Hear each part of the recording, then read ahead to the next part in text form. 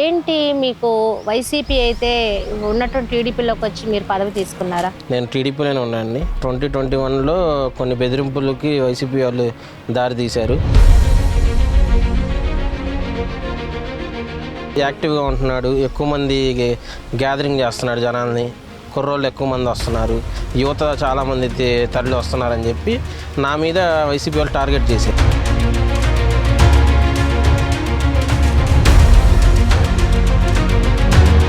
నా మీద టార్గెట్ చేసి రౌడీ షీట్ ఓపెన్ చేస్తాను, 302 కేసు పెట్టిస్తాను. మరి వాళ్ళు అడగలేదా అప్పుడు బాగా చేసావు టీడీపీ ఉన్నప్పుడు ఇక్కడ మాకు ఎందుకు చెయ్యట్లేదని అడగలేదా? వాళ్ళకి కావాల్సింది నేను యాక్టివ్గా ఉండకుండా ఉండటమే కావాలి. వాళ్ళు రౌడీ షీట్ ఓపెన్ చెప్పగలరా? గారు గారు వైసీపీలో ఉన్న నాయకులు పేదవాళ్ళు, వాళ్ళకి నిజమైన పేదవాళ్ళు పేదవాళ్ళు కాదు.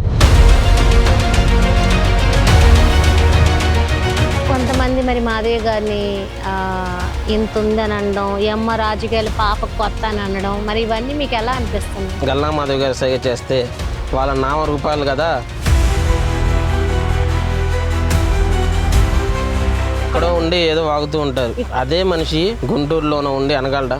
ఎక్కడో ఉండి అన్నాడు. ఇక్కడ నుండి మేము బయలుదేరి వెళ్ళడానికి ఎక్కువ సమయం కూడా పట్టదు. ఒక 20-30 కార్లు వేసుకొని వెళ్ళిపోమంటే వెళ్ళి వాళ్ళ ఇంటి ముందు కూర్చుంటాం.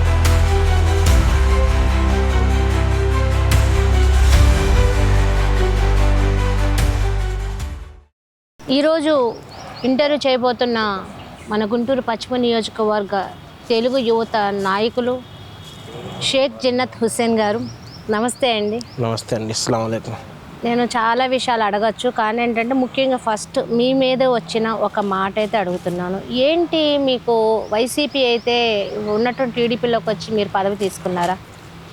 నేను ముందు నుండి నాకు తెలిసినప్పుడు 2014 నుండి నేను టీడీపీలోనే ఉన్నానండి.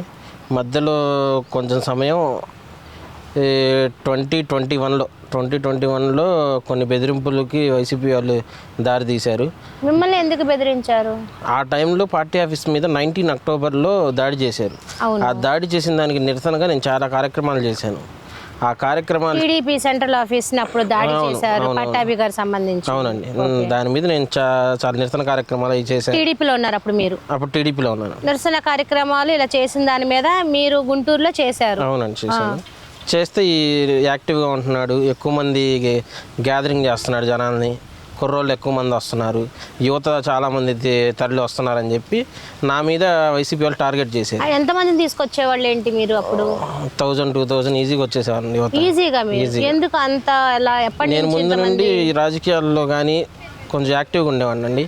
యువతకు ఏ సమస్య వచ్చినా కానీ ముందుండడం, కాలేజీల్లో కానీ ఎక్కడైనా కానీ ఏ సమస్య ఉన్నా కానీ ముందుండేవాడిని, చేసేవాడిని. పొలిటికల్ లీడర్స్తో చేయించేవాళ్ళు?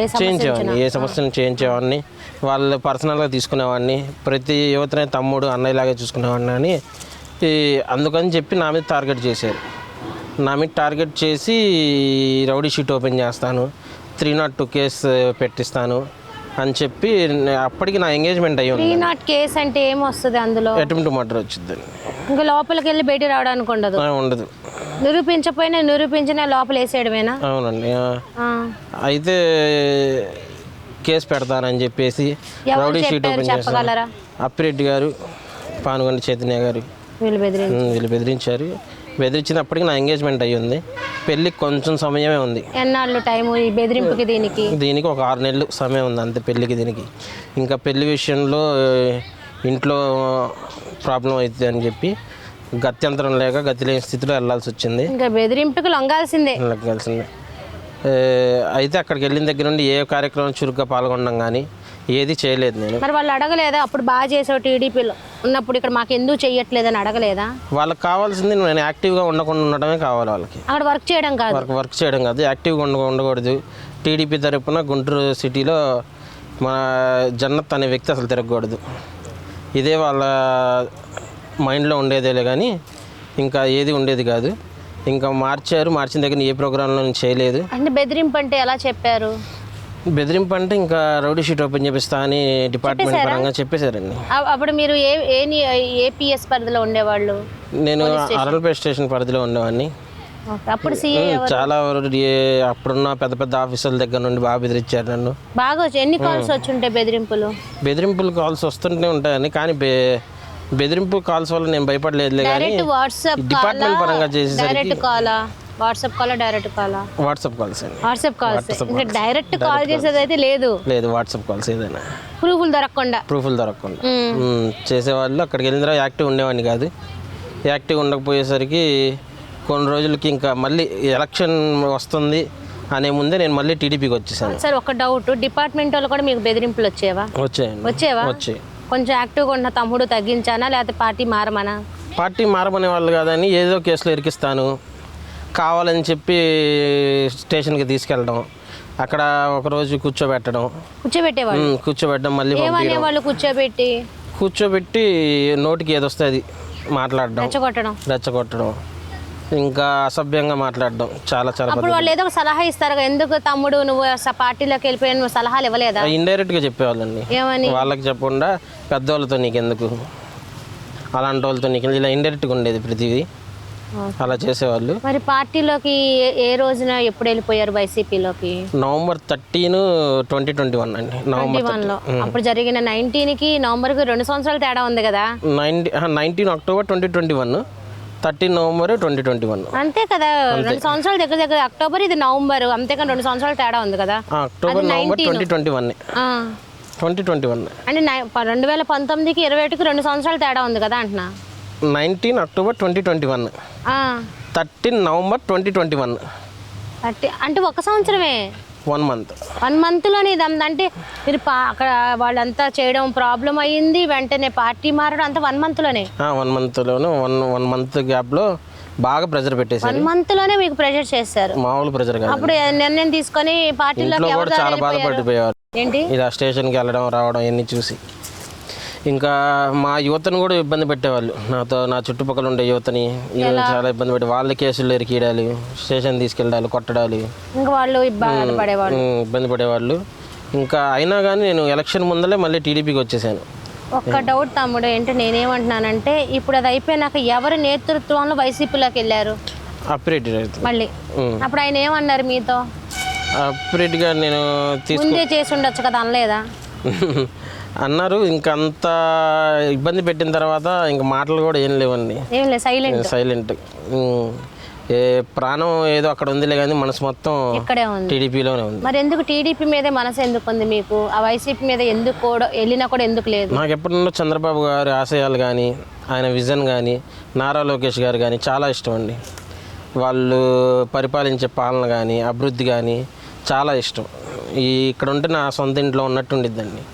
అందుకే టీడీపీ వైపే ఉండేవాడిని. పనులు చేసుకోవడానికి ప్రతి పని ఉంటూనే ఉంటుంది. టీడీపీలో ఉన్నప్పుడు పని ఉంటుంది మీకు చేయడానికి కూడా. ఇక్కడ లేదా వైసీపీలో మీకేం వర్క్ ఇవ్వలేదా? వర్క్ అన్నా నాకు ఇష్టం లేదండి వర్క్ చేయడం. అసలు దాచుకో అనే కాన్సెప్ట్తో అది ఉండిద్దిలే. మీకు ఏమి దాచుకో అని చెప్పారు మీకు? ఏదైనా కానీ వాళ్ళ వైపు చూస్తే ఏ పథకం తీసుకున్నా కానీ వాళ్ళ దగ్గర నుండి 10 రూపాయలు పేదవాడికి వెళ్ళాల్సి వస్తే అక్కడికి వెళ్ళేసరికి అది 2 రూపాయలు వెళ్ళి పేదవాడికి, మధ్యలో 8 రూపాయలు ఈ నాయకులు తినేదే సరిపోయింది. ఎలా? ఎందుకు నాకు డౌట్, ఇప్పుడు పథకాలు ఇస్తున్నప్పుడు ఎవరైతే ఎలిజిబుల్ వాళ్ళకే కదా వెళ్ళాలి, మరి వాళ్ళకి వెళ్ళే కావా? వాళ్ళకి వెళ్ళే అండి, అది పేదవాళ్ళకి అంటే దాంట్లో అందరూ వస్తారు. దాంట్లో వైసీపీనా టీడీపీనా అని చూడరు ఎవరు, పేదవాళ్ళకే వస్తాయి. అక్కడ అలా కాదు, వైసీపీలు వాళ్ళ నాయకులు వాళ్ళు పేదవాళ్ళు. నిజంగా అయ్యేనా? వైసీపీలో ఉన్న నాయకులు పేదవాళ్ళు, వాళ్ళకి నిజమైన పేదవాళ్ళు పేదవాళ్ళు కాదు, వాళ్ళకే వెళ్తాయి పథకాలు, వాళ్ళకే డబ్బులు అందుతాయి, వాళ్ళకే అన్ని జరుగుతాయి.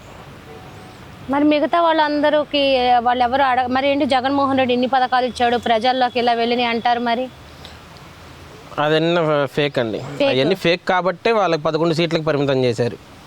ఓకే, మరి అప్పిరెడ్డి గారు మీరు ఆ పార్టీలోకి వచ్చిన తర్వాత ఈ పథకాల మీద అన్నయ్యలు వెళ్ళట్లేదు ఏంటని మరి అడగలేదా? అది అర్థం కాదండి. పథకాలు ఇది చూసుకుంటే యువత మమ్మల్ని కొన్ని అడుగుతున్నారు, వీళ్ళకి ఎవరికి వెళ్ళట్లేదు అన్న, ఏంటిది ఇలా జరుగుతుందని అప్పిరెడ్డిని అడగలేదా అంటున్నా? అడిగామండి, అడగకుండా ఉన్నాం. కొన్ని విషయాల్లో యువతకి ఏమైనా ఇబ్బంది ఉన్నా కానీ ఏదో ఒకటి చేసి ఇంకా మనసు చంపుకొని వెళ్ళాలనిపించేది. వెళ్ళేవాడిని, అడిగేవాడిని, అసలు రెస్పాండ్ ఏమి ఉండదు. వాళ్ళు నన్ను చీడపురుగుని చూస్తుంటే టీడీపీ నుండి వచ్చిన వాళ్ళలాగా చూసేవాళ్ళు. పార్టీ మారిన పని వైసీపీ లేదు, వాళ్ళ దృష్టిలో ఏంటంటే ఈ టీడీపీ తరఫున యాక్టివ్గా జన్నత్ అనే కుర్రోడు టౌన్లో తిరగకూడదు, వాడు గ్యాదర్ చేస్తే 1000-2000 మంది ఈజీగా వస్తున్నారు. వాడి కోసం వస్తున్నారు, టీడీపీ వర్క్ చేస్తున్నారు. ఆ ఒక్కడు ఆపాలి అని చెప్పి నన్ను వైసీపీకి తీసుకెళ్లారులే కానీ అంటే వాళ్ళకి యువకులు అక్కర్లా, మిమ్మల్ని ఆపడం కావాలి. మీరు ఆ పార్టీలో వర్క్ కూడా అక్కర్లా, మీరు సైలెంట్గా ఉంటే చాలు. అవును. అంటే ఆ పార్టీ నుంచి వచ్చాడు ఇక్కడ ఎదిగిపోయాడు అని పేరు కూడా వాళ్ళకి ఉండకూడదు. అంతే, ఇంకా వాళ్ళ ఇష్టం సార్. అంతే అండి. మరి మీరు ఎప్పుడు వచ్చారు టీడీపీలోకి, మళ్ళీ ఏ సందర్భాను? నేను 2023లో వచ్చేసానండి. అంటే ఇంకా ఎలక్షన్ 1 year ఉంది. 1 year ఉంది. 23 ఎప్పుడు అండి? 23 మేబీ మార్చ్. 1 year. అంతే. అంటే ఎలక్షన్ కోడ్ రాకముందు 1 year ముందే వచ్చేసాను. ఎవరి నేతృత్వంలో వచ్చారు మళ్ళీ? అసలు అక్కడ వర్క్ చేసింది లేదు, ఎలక్షన్ చేసింది లేదు. ఎలక్షన్ రావడం ఆలస్యం, నేను వచ్చేసేసాను గల్లా మాధవ్ గారి నేతృత్వంలో. అవును, మీరు 21న వచ్చేసారు, 2 సంవత్సరాలు కూడా అక్కడ ఉంది. మరి వెళ్ళిపోతుంటప్పుడు కూడా ఇప్పుడు కూడా ఇంకా 1 year మా గవర్నమెంట్ ఉంది తమ్ముడు, ఏంటి జాగ్రత్త అని అనలేదా? అన్నారు. ఇంకప్పటికి మ్యారేజ్ అయిపోయింది, ఇంకా మ్యారేజ్ ప్రాబ్లం సాల్వ్ అయిపోయింది. నన్ను అర్థం చేసుకున్నాను, మా వైఫ్ వచ్చింది. ఏదైనా కానీ అర్థం చేసుకోగలదు. ఇంక ఇంట్లో కూడా చెప్పేసా, నాకు ఏమైనా కానీ ఇబ్బంది లేదు, నేనైతే మా టీడీపీకి వెళ్ళిపోతున్నాను, ఇక్కడే ఉంటాను, ఇక్కడే పోరాడతాను అని చెప్పి అప్పటికి ఒక లెజెండరీ లీడర్ గల్లా మాధవి గారు కనిపించారు నాకు. 23 ఆ టైంలో కొన్నాళ్ళకి గల్లా మాధవి గారు కనిపించారు. పని చేస్తే ఈయన నేతృత్వంలో పనిచేయాలి అనిపించేసింది. ఎందుకు అనిపించింది? ఎందుకంటే అప్పుడు దాకా ఎమ్మెల్యే పదవికి చాలా మంది అక్కడ పోరాడుతున్నారు టీడీపీ నుంచి. మాధవి గారితో కూడా ఆఖరికి సోన్సో అంటూ ఒక్కసారిగా 10 రోజుల్లో రివ్యూలు అయింది అనమాట. మరి అప్పుడు చాలా మంది కూడా అనుకున్నారు కదా, మరి మాధవి గారినే ఎందుకు మీకు ధైర్యంగా అనిపించింది? ఎందుకంటే మీరు మాధవి గారు ఎందుకు ధైర్యంగా అనిపించిందంటే, ఆ మాధవి గారితో ట్రావెల్ చేసిన వ్యక్తి చెప్పగలడు. ఆమెతో కొంచెం ట్రావెల్ చేస్తే అర్థమైద్ది ఆ మనసు ఎలాంటిది, జనాల మీద ఒపీనియన్ ఎలాంటిది, పాలించే విధానం ఎలాంటిది. బాగా నాలెడ్జ్డ్ పర్సన్. నాలెడ్జ్ అనేది అంటారు ఒక ఐఏఎస్ ఆఫీసర్కి ఉండేంత తెలివి అంటారు. అన్నీ చూస్తే అంతా ఆమె వదిలేసేది ఎవరు వెళ్ళరు, అదైతే ఖచ్చితంగా చెప్పాలి. అంటే వన్స్ మేడం గారితో ఇంటరాక్ట్ అయ్యి మాట్లాడితే కనుక వదిలేతే ఎవరు వెళ్ళలేదు. నిజం అది. ఎందుకు అలాగా అంటే అభిమానం చూపిస్తున్నందుక, లేకపోతే ఆవిడ ఎమ్మెల్యే అని చెప్పి మనం ఉండాలని ఈ మాట అంటున్నారా? ఒక కారణం ఉండాలి కదా. అభిమానం చూపించడానికి రీజన్స్ నేనైతే చెప్పాను కదండి, ఆమెతో ట్రావెల్ చేస్తే అర్థమైద్దని. దానికన్నా ఎక్కువ ఏంటంటే ఆమె కోసం ప్రాణమైనా ఇచ్చేస్తాం మేము. ఎందుకు? ఆమె వ్యక్తిత్వం అలాంటిది. ఒక్కసారి ఆమె అక్కయ్య గారి వ్యక్తిత్వం చూసిన తర్వాత మీరు అది చెప్పలేరు. అక్క కోసం ప్రాణాలు ఇవ్వడానికి నేనైనా, నా తెలుగు యువత అయినా గుంటూరులో ఇప్పుడు సిద్ధంగా ఉంది. మరి జుట్టు పట్టుకొని తీసుకొస్తామని కొందరు అంటున్నారు కదా, మరి మీరు అక్క అంటున్నారు, ప్రాణం ఇవ్వడానికని సిద్ధం అంటున్నారు. రేపటి రోజున మేము గెలిచిన తర్వాత మరి గెలవక ముందు మరి వచ్చి జుట్టు పట్టుకొని ఈడ్చే వాళ్ళు కూడా ఉన్నారు కదా. మరి ఈడ్చే వాళ్ళు ఉన్నారండి, ఉన్నాము అని చెప్పుకుంటున్నారు. ఒకసారి గుంటూరు వస్తే వాళ్ళకు కూడా చెప్తాం మేము. జుట్టు పట్టుకో ఒకటి అక్కకు సైగ చేస్తే, గల్లా మాధవి గారు సైగ చేస్తే వాళ్ళ నామరూపాలు కదా, ఏది చేయలేరు వాళ్ళు. మా అక్క వ్యక్తిత్వం అంత మంచిది, మనసు అంత మంచిది కాబట్టి ఇలా అణిగి కూర్చున్నాం. ఆమె అడుగుజాడలో నడిచే వాళ్ళం కాబట్టి అలా ఉన్నాం మేము. అసలు అంటే ఎక్కడో ఉండి ఏదో వాగుతూ ఉంటారు. ఇక్కడ ఉన్న ఎమ్మెల్యేలు జుట్టు పట్టుకొని అంటే, ఇప్పుడు మగవాళ్ళు జుట్టు పట్టుకొని అనేది అనము. ఒక ఆడ మనిషికి జుట్టు ఎక్కువ ఉంటుంది కాబట్టి జుట్టు పట్టుకొని అంటారు. మగవాళ్ళని అయితే కాలర్ పట్టుకొని అని అంటారు. కాలర్ పట్టుకొని ఈడ్చుకొస్తాను. అప్పుడు అర్థమవుతుంది అన్నది ఎవరిని, గల్లా మాధవి గారిని అనేది అర్థమవుతుంది. కానీ అంత ధైర్యంగా మనిషి అన్నప్పుడు మీకు అప్పుడు ఎలా అనిపించింది? వచ్చిందండి, కోపం చాలా వచ్చింది. ఎంతవరకు కోపం వచ్చిందంటే, అదే మనిషి అక్కడ ఉండబట్టి అన్నాడులే కానీ అదే గుంటూరు 2 టౌన్లోనో గుంటూరులోనో ఉండి అనగలడా? అనలేడు. ఎక్కడో ఉండి అన్నాడు. ఇక్కడ నుండి మేము బయలుదేరి వెళ్ళడానికి ఎక్కువ సమయం కూడా పట్టదు. ఒక 20-30 కార్లు వేసుకొని వెళ్ళిపోమంటే వెళ్ళి వాళ్ళ ఇంటి ముందు కూర్చుంటాం, ప్రశ్నించడానికి వెళ్తాం. కానీ మా అక్క వ్యక్తిత్వం అలాంటిది కాదు. ప్రశ్నించడానికి వెళ్తారు, గొడవ కాదు. ప్రశ్నిస్తాం, మా స్టైల్ ఆఫ్ వ్యూలో ప్రశ్నిస్తాం. అక్క అన్న దానికి ఎందుకు చెప్పారు మేము తెలుసుకొని వస్తాం. కానీ మా అక్క వ్యక్తిత్వం అలాంటిది కాదు. గొడవల్ని కానీ వీటిని ప్రోత్సహించరు. ఎందుకు గొడవలు అనుకునే వాళ్ళు అనుకుంటారు అంటే మా అక్క వ్యక్తిత్వం అలాంటిది కాదు. గొడవకి వెళ్ళమని కానీ ఇలా చేయమని కానీ చెప్పరు. యువత ఏదైనా చదువుకోవాలి, బాగుపడాలి, మత్తు పదార్థాలకు బానిస కాకూడదు.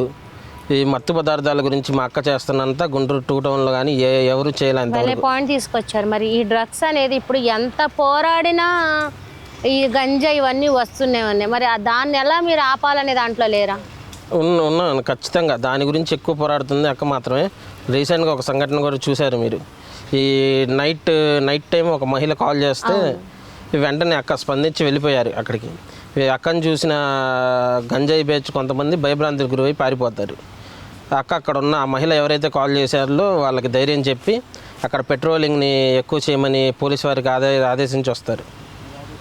ఒక్క నైట్ టైం ఒక మహిళ ఒక స్కూటీ వేసుకొని వెళ్ళి అక్కడ ప్రోటోకాల్ వెళ్ళిపోవడం అలా మత్తు పదార్థాల మీద అలా ఉండిద్ది 2 టౌన్లో అక్క యొక్క. మరి మీకు అనిపిస్తుందా అంటే నేను అంటే ఒక మహిళని సాధారణంగా చూసే వాళ్ళందరికీ ఒక మహిళ ఎమ్మెల్యే పదవిలో ఉండి దూసుకుపోతుంటే మీరు కూడా ఒక నాయకత్వ దాంట్లో ఉండి ఏం చెయ్యాలనేది మీకు అర్థం కావట్లేదా?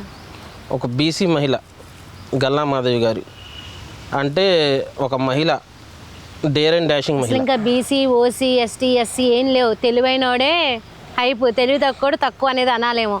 ఎవరికి తెలివితేటలు ఉంటారో వాళ్ళు హైప్ అండి. ఇంకా డెవలప్ అయిపోతూ ఉంది. ఇంకా అందరూ చదువుల్లో అందరూ ముందు వెళ్ళిపోతూ ఉన్నారు. ఒకనాడు క్యాస్ట్ ఏమో, ఇప్పుడు చెప్పండి తెలివిని బట్టి వెయ్యొచ్చు, అసలు తెలివిని బట్టి క్యాస్ట్ని పెట్టచ్చేమో. ఇంకా తెలివితేటలు బట్టి ఒబీడియంట్గా సంస్కారంగా మాట్లాడేదాన్ని బట్టి పెడితే బాగుంటుందేమో. క్యాస్ట్ పద్ధతిగా మాట్లాడి చక్కగా ఉండే వాళ్ళకి ఒకటి, మితిమీరి మాట్లాడే వాళ్ళకి ఒకటి, ఇంకా పేద ధనిక అంటే కాకుండా బాగా నాలెడ్జ్ ఉన్న వాళ్ళని ఇలా పెడితే బాగుంటుందేమో. అసలు ఐఏఎస్ మైండ్ అంటారు. అవును, ఐఏఎస్ మైండ్ అంటారు, చాలా మంది అన్నారు. వాస్తవం అదైతే. అంత ట్రావెల్ చేస్తే అక్కతో ట్రావెల్ చేసిన వాళ్ళకి అర్థమైద్ది అదంతా మనకి. మరి అంత నైట్ టైం వెళ్ళినప్పుడు మీరు అడగలేదా, అదేంటి డ్రగ్స్ ఉన్న వాళ్ళ దగ్గరకు అలా వెళ్ళారు, మేము వస్తాం కదా ఎమ్మెల్యే గారు అలా వెళ్ళడం ఏంటని అడగలేదా? అది ఒక స్పామ్ టైంలో జరిగింది. అది వెంటనే కాల్ చేశారు, బయలుదేరారు, ఎవరికి చెప్పలేదు, వెంటనే వెళ్ళిపోయారు. అక్కతో పాటు ఉన్న ఒక 2-3 వెళ్ళిపోయారు. అక్కడ వెంటనే చూశారు. అక్క విషయంలో ఎట్లా ఉండిద్ది అంటే ఆమె డేర్, ఇంకా మనం చెప్పలేము ఆ డేర్ గురించి. అసలు ఇంత కూడా టెన్షన్ కానీ అస్సలు ఉండదండి. అస్సలు అదురు కానీ బెదురు కానీ ఏది ఉండదు. సైలెంట్గా వెళ్ళిపోతూ ఉంటారు కదా. అవునండి, అంతే. కానీ మీకు ఇప్పుడు గంజాయి విషయాల బట్టి మరి మీరేం చేయాలి పశ్చిమ నియోజకవర్గంలో అనే మెసేజ్ మీకు రాలేదా? వచ్చిందండి. తెలుగు యువత పశ్చిమ నియోజకవర్గ అధ్యక్షుడిగా నాకంటూ కొన్ని ఉంటాయండి. ఈ యువత గురించి తెలుసుకోవడం, వాళ్ళకి నిరుద్యోగం ఎవరికైనా ఉన్నా కానీ, ఏదైనా హాస్టల్స్లో బీసీ హాస్టల్స్ కానీ ఇలాంటి హాస్టల్స్లో కానీ ఏమైనా తక్కువ జరుగుతుందా, ఫుడ్ విషయంలో కానీ ఏమైనా ఉందా, యువతకి ఇంకేమైనా అవసరాలు ఉన్నాయా, ఏమైనా సమస్యలు ఉన్నాయా, అది అధికారుల దాకా తీసుకెళ్ళడం, ఎమ్మెల్యే గారి దాకా తీసుకెళ్ళడం. అక్క అయితే ఏ సమస్యను తీసుకెళ్ళినా కానీ ఎక్కువ టైం కూడా వెళ్ళాము, సమస్య పరిష్కరించాము, పంపించాము. అంటే మీరు వచ్చి యువత అంటే మీ వెనక ఒక జెంట్స్ అయినా లేడీస్ ఎవరు ఉండరా? యువత అంటే ఉంటారండి, ఎందుకు ఉంటారు కదా. మరి బీసీ హాస్టల్స్లో కానీ కొన్ని హాస్టల్స్లో అంటే గవర్నమెంట్ హాస్టల్స్లో కానీ కొన్ని చోట్ల ఆడవాళ్ళు అంటే మగపిల్లలు అయితే బయటికి వెళ్ళి సంపాదించుకుని ఉంటారు, వాళ్ళకి లేవని అన్ను. కానీ ఇలా ఇబ్బంది పడే ఆడవాళ్ళకి మీరు ఒక యువతగా వాళ్ళకి ప్రోత్సాహంగా ఏమైనా చేయాలనుకుంటున్నారా? ఖచ్చితంగా అండి, ఖచ్చితంగా చేయాలనుకుంటున్నాము. ఇప్పటికీ మేము కనుక్కుంటూనే ఉంటున్నాము. అక్క కానీ వాళ్ళ హాస్టల్స్లో కానీ ఒకసారి తిరుగుతూనే ఉంటారు. ఏమైనా పనులు ఉన్నా కానీ మినిమం గవర్నమెంట్ స్కూల్స్లో కానీ లేటెస్ట్గా 10వ తరగతి ఎగ్జామ్స్ వస్తున్నాయి కదండి. 10వ తరగతి ఎగ్జామ్స్ వస్తున్న వాళ్ళకి స్కూల్స్లో అక్క మీటింగ్ కూడా చెప్పారు.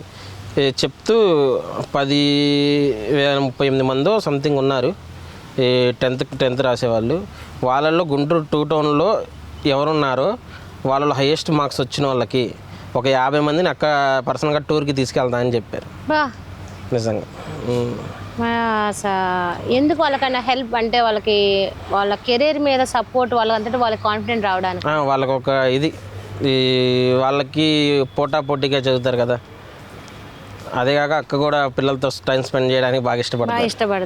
ఇప్పుడు మీరు తెలుగు యువత సంబంధించి చాలా మందికి ఇప్పుడు కుర్ర వాళ్ళు చదువుకున్న వాళ్ళు కూడా ఉంటారు కదా, వాళ్ళు కొంచెం ఫీజు రియంబర్స్మెంట్ అని చదువు లేక ఇబ్బంది, మన గవర్నమెంట్ నుంచి కొన్ని ఉద్యోగాలు రావాలని చాలా మంది ఒకటి కాదు ప్రైవేట్ ఉద్యోగాలు, ప్రైవేట్ సెక్టర్వి కానీ, ఇప్పుడు బీటెక్లు, సిఎస్సీలు చేసిన వాళ్ళకి ఆ జాబులు కానీ, మరి వీటిపై అంతా మీరు తీసుకుంటున్నారా ఫీడ్బ్యాక్ అంతా? ఫీడ్బ్యాక్ ఖచ్చితంగా. అంటే రేపు అయిపోతుంది, మార్చి ఏప్రిల్ వచ్చిందంటే మే నుంచి జాబులు, మళ్ళీ చదువు ఫైనల్ ఇయర్ అయిపోయిన వాళ్ళు ఉంటారు, మళ్ళీ ఇక్కడ జాబులు పెట్టారు, మరి వాళ్ళకి ఎట్లాగా? దానికి సంబంధించి జాబ్ మేళాలు పెడుతూనే ఉన్నారు అక్క. నిరుద్యోగం ఎవరు ఉన్నారో కానీ ఏమవుతుంది, జాబ్ మేళా పెడతారు, అందులో ఎలా తీసుకుంటారు, ఏమవుతుంది అందులో క్వాలిఫికేషన్ బట్టి ఉండిద్దండి, ఇంటర్వ్యూలు ఉంటాయి, దాని ఎక్కువ మందికి జాబ్ వచ్చే అవకాశం ఉండిద్ది. అదే కాకుండా జాబ్ మేళాలకు వచ్చిన వాళ్ళకి అక్క ప్రత్యేకంగా వెళ్తారు అక్కడికి, జాబ్ మేళా పరిశీలించడం కానీ, కొత్త జాబ్ మేళా పెట్టడం, ఎక్కడ జాబ్కి వెళ్ళొచ్చు, వీళ్ళు ఎక్కడ వీళ్ళకి యూస్ అవుతుంది, వీళ్ళ చదువుని బట్టి ఏంటి అనేది కూడా అక్కడ వాళ్ళు చెప్పేస్తారా? వాళ్ళు చెప్పేస్తారు. పంపించడం కూడా జరిగింది ఇంటర్వ్యూలకి. ఎందుకంటే ఎవరు దేనికి అర్హులో వాళ్ళని పంపించడం అవుతుంది. అదే కాకుండా 5 రోజులు ఆఫీస్లోనే ఉంటారు వారంలో. ఈ గ్రీవెన్స్ జరుగుతూనే ఉండిద్ది, అప్పుడైనా ఏమైనా సమస్యలు ఉన్నా వస్తూనే ఉంటారు గ్రీవెన్స్కి. ఒక మాట అడగనా? చెప్పండి. మీరు కుర్రవాళ్ళు, ఉడుకు రక్తం, మరి గత ప్రభుత్వంలో చాలామంది మీద కేసులు పడ్డాయి కదా, వెనక ఉన్నందుకు కూడా పడ్డాయి, పక్కన కూర్చున్నందుకు పడ్డాయి, కలిసి మంచులు తాగుతున్నందుకు కూడా పడ్డాయి. మరి వాళ్ళందరి మీద అన్యాయం పడిన కేసుల్ని ఏమైనా ఎత్తేసారా పశ్చిమ నియోజకవర్గంలో? ఎత్తేసారండి. ఎత్తేసారా? లేవా? లేవు. అన్ని వెరిఫై చేశారా? వెరిఫై చేశారు. ఏమీ లేవు. ఇది ఎవరు చేశారు? గల్లా మాధవి గారి నిర్ణయమా, మీరెవరైనా చెప్పి చేయించిన? లేదండి, మాధవి గారి నిర్ణయం ఇది. చేయించేశారు. చెప్పానండి, మాధవి గారి అక్క బ్రెయిన్ ఐఏఎస్ ఆఫీసర్ బ్రెయిన్ కన్నా స్పీడ్గా వర్క్ చేసేది. ఎందుకంటే నేను ఒకసారి మాట్లాడిన సందర్భం ఉంది, ఇలా కార్యకర్తల్లో కొంతమంది ఎంతోమంది కేసులు పెట్టించుకున్నాము, గవర్నమెంట్ ఇది వచ్చినా మేము అన్యాయంగా మాకు పెళ్ళిళ్ళు అవ్వట్ల ఉద్యోగాలకి ఏంటి అన్నప్పుడు, నేను మాధవి గారితో మాట్లాడినప్పుడు అన్యాయంగా పెట్టినవైతే తీస్తారు కదమ్మా, తీయించేసాక ఎక్కడా లేవు అని చెప్పేశారు. ఇప్పుడు మీరు నాకు చెప్పేదాకా అది కనెక్ట్ అయింది. చెప్పారు, అడిగాము, ఇలా అడుగుతున్నారు మమ్మల్ని, అడిగినప్పుడు కూడా ఈ మాట చెప్పారు కూడా. మరి ఈ రోజున గల్లా మాధవి గారికి మినిస్ట్రీ కూడా నెక్స్ట్ రావచ్చు అని కూడా అంటున్నారు. వస్తుందంటారా? ఖచ్చితంగా. ఎందుకంటే చంద్రబాబు గారి ఆశయాలను కానీ, నారా లోకేష్ గారి నిబద్ధతను కానీ ముందుకు తీసుకెళ్ళాలి, ఇంకా అక్కలాంటి నాయకత్వం చాలామందికి అందాలి అనుకుంటే అక్కలాంటి నాయకత్వం చాలా అవసరం తెలుగుదేశం పార్టీకి. ఫైర్ బ్రాండ్ మేడం గారిని, లేడీ డాన్ అని, ఝాన్సీ లక్ష్మి రకరకాలుగా అంటున్నారు కదా, మరి ఎప్పుడైనా కోపం చూసారా? అవసరాన్ని బట్టి అండి, అది అవసరాన్ని బట్టి ఎక్కడ పడితే అక్కడ, సందర్భాన్ని బట్టి అవసరాన్ని బట్టి ఉండేది. కానీ అక్క శాంతంగానే ఉంటారు, అసలు రాదు. తప్పు చేసిన దగ్గర ఏమైనా అవసరం ఉంటే వచ్చిద్దేమో కానీ కోపం, మిగతా ప్రతి చోట శాంతంగానే ఉంటారు, నవ్వుతూ సమాధానం ఉండిద్ది. ఏ సమస్య అయినా కానీ అసలు టెన్షన్ పడకుండా, ఏ విధమైన విసుగు ఉండదు అసలు. ఎంతసేపు ఆఫీస్లో కూర్చొని సమస్యలు వస్తుంటాయి, తీరుస్తుంటారు, విసుగు అనేది అసలు ఉండదండి. మహిళా గ్రీవెన్సీలో నిజంగా ఎలా అంటే అంతమంది మహిళలు వస్తున్నారంట కదా, ఎలా ఉంది?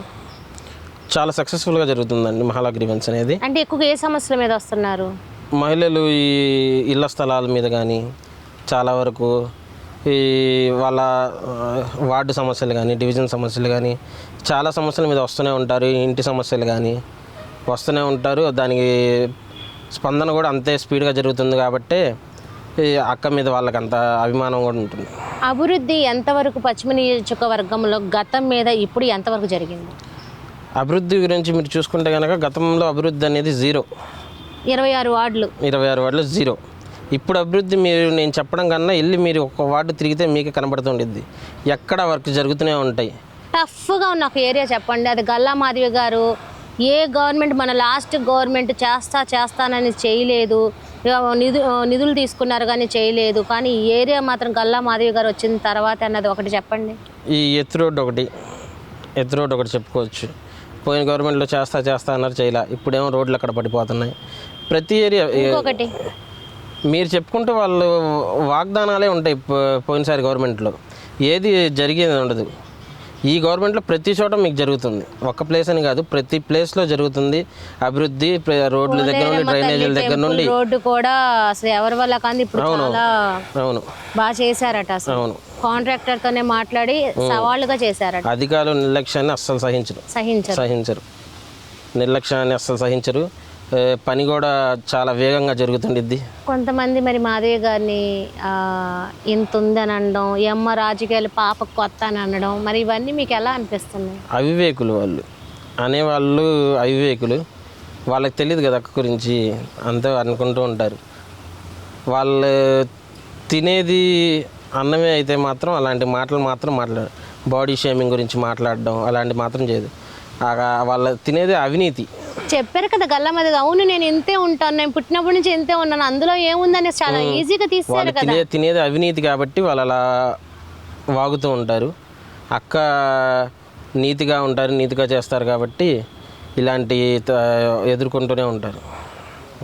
మరి ఇలా చాలామంది ఎందుకంటే మన అంబటి రాంబాబు గారు ఇష్యూ చూశారు కదా, మరి మాధవి గారిని ఇలా మా ఇంటి మీదకి దాడికి వచ్చారు అని అనడం, భార్యాభర్తలు ఇద్దరు దాడికి వచ్చారు అనడం ఎలా అనిపిస్తుంది రాజకీయాలు? మరి అంటే మీరు యువత కదా, మరి మీకు సపోర్ట్ మరి మేడం గారికి వెళ్ళాలి కదా, ఇవన్నీ చూస్తుంటే ఎలా అనిపిస్తుంది? ఆ రోజు అయితే నిజంగా ప్రశ్నించడానికి వెళ్ళారండి అక్క. కొంతమంది మహిళలు అక్కడ ఉన్న మహిళలను తీసుకొని ప్రశ్నించడానికి వెళ్ళారు. ఆ ప్రశ్నించడానికి వెళ్ళినప్పుడు అప్పటికే చాలామంది టీడీపీ కార్యకర్తలు అసలు కట్టలు తెంచుకున్న ఆవేశంలో ఉన్నారు. అక్కడికి వచ్చిన చాలామందిని అక్క ఆపారు, గొడవలకు వెళ్లకుండా ఆపారు. అక్కడ ప్రశ్నించడానికి వెళ్ళారు. అంబటి రాంబాబు తెలిసిందే కాండి, ఎందుకు పనికొస్తాడో కూడా చెప్పలేము. ఎందుకు అలా అంటున్నారు? ఆయన మాజీ మంత్రి కదా. మాజీ మంత్రి అండి, కాదనట్లా. ఏం చేశారని జనాలకి ఏమైనా చేశారా? అలా లేదు కాబట్టి కదా 11 సీట్లు పరిమితం. ఆయన జలవనరుల శాఖ మంత్రి కదా, జలవనరుల కూడా అయ్యా అనిల్ కుమార్ యాదవ్ తర్వాత ఆయనే కదా. అదే అండి, దోచుకో మంత్రి ఆయన. అందులో కూడా దోచుకో మంత్రి, దాంట్లో అదొక శాఖ. ఒక డౌట్, మీరు గతంలో వైసీపీలో 2 years ఉన్నారు, అప్పుడు మిమ్మల్ని టీడీపీ వాళ్ళని తిట్టాలి కొట్టాలి అలా అయితే మీకు పదవి అని అన్నారా? అది ఖచ్చితంగా ఉండేది, కానీ తిట్టమని అంటారు. కానీ ఏ రోజు కూడా నేను ఆయన పని చేయలేదు. అనేవాళ్ళు. ఒకవేళ మీరు అంటే మీకు ఏం పదవి వచ్చేది? అంటే పదవి తీసుకోమని చాలా అడిగారు. పదవి తీసుకో, ఇక్కడ నువ్వు చేయాలి అన్నారు. నాకు ఏ పదవి వద్దన్నారు అన్నారు. పదవి తీసుకోమని అన్నారు కానీ ఏ పదవి నేను తీసుకోను అన్నాను.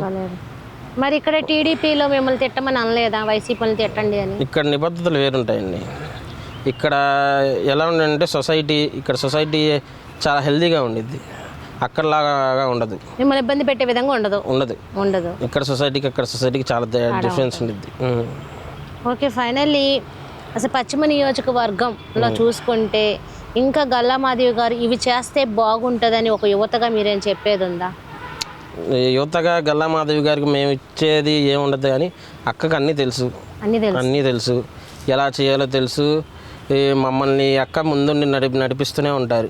రాబో రోజు మహిళా దినోత్సవం వస్తుంది, మరి ఒక మహిళగా చాలామంది లెజెండ్ అంటున్నారు, డాన్ అంటున్నారు, సింహం సింగిల్గానే వస్తుందని రకరకాలు నేను చూస్తూ ఉంటున్నాను కదా, ఒక్కొక్కరు ఒక్కొక్క మాట అంటున్నారు. మరి మీ నియోజకవర్గం సింహం ఎందుకు? మేడం గారికి ఆ సింహాలు పులులు అంటే ఇష్టం. మొన్నే చెప్పారు జూ పార్క్ పెట్టండి, నాయకులు ఎక్కువ మాట్లాడుతున్నారని. ఇప్పుడు మనం కూడా అనుకోకూడదు.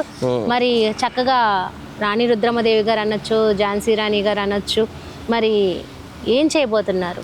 సర్ప్రైజ్.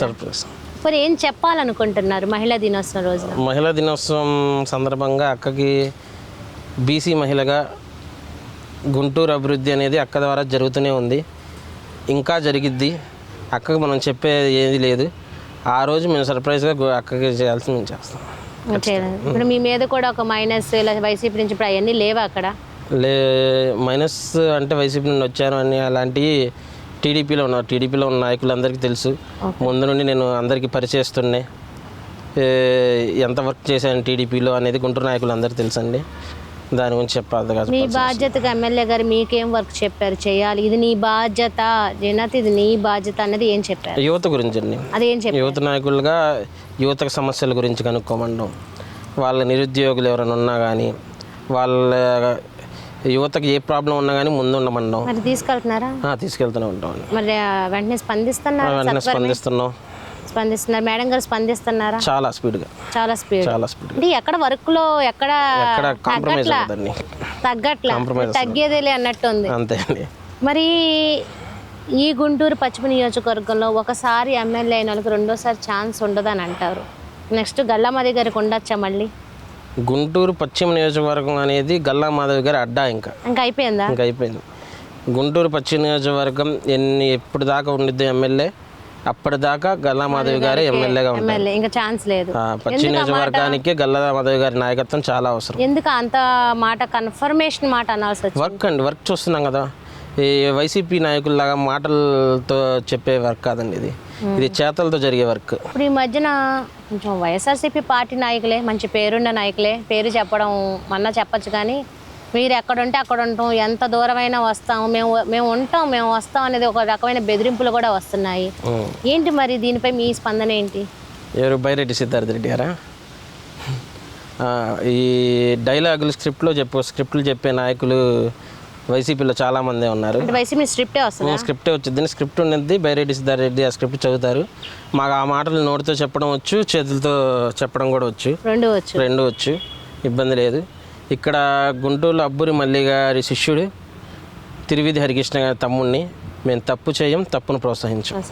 ఎందుకు బైరెడ్డి అనగానే షర్ట్ ఇలా వెళ్తుంది ఆటోమేటిక్గా? ఎందుకు అంత మీద ఎందుకు మాటలండి? డైలాగులు స్క్రిప్ట్లు అలా ఉంటాయి. డైలాగులు అంతవరకు పరిమితమే ఉండిద్దాయి. ఆ డైలాగులు ఏంటంటే హద్దు దాటి వెళ్ళిపోతున్నాయి. మంచి ఇమేజ్ ఉంది అంటారు కదా బైరెడ్డికి, యూత్ ఇమేజ్ బాగుంది, అబ్బో బైరెడ్డి అనగానే చాలా ఆయనకు ఫాలోయింగ్ ఉంది అంటారు కదా. ఆ ఫాలోయింగ్ అనేది ఏదో డైలాగులకి స్క్రిప్ట్లకి వస్తున్న కొంచెం గొప్ప ఫాలోయింగ్ తప్ప నిలకడగా ఉండే ఇదేం కాదండి అది. ఇక్కడ ఇన్ కేసు బైరెడ్డి ఇటు గుంటూరు వచ్చేదైనా మీటింగ్ పెట్టి ఏమైనా యువకుల్లో సమస్యలు ఉన్నాయని చెప్పి ఏమైనా గొడవగా జరిగితే ఏమవుతుంది అంటారు? అది అంతవరకే పరిమితం అయితే బాగుండు. అది మ్యాటర్ దాటి వేరే విధంగా వెళ్ళి డైలాగులు కొంచెం కోటలు దాటి వెళ్ళిపోతే మాత్రం సమాధానాలు కూడా అంతే ఉంటాయి. చూశారు కదా, ఇది వాళ్ళ ఇంటర్. మీ శ్రావణి మళ్ళీ కలుస్తుంది. అంత సెలవు, నమస్కారం.